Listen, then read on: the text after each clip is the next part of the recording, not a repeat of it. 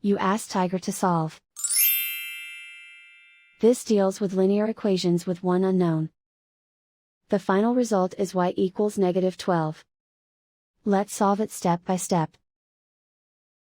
Isolate the y. Divide both sides by -5. Cancel out the negatives. Simplify the fraction. Move the negative sign from the denominator to the numerator. Find the greatest common factor of the numerator and denominator. Factor out and cancel the greatest common factor. And so the final result is y equals -12.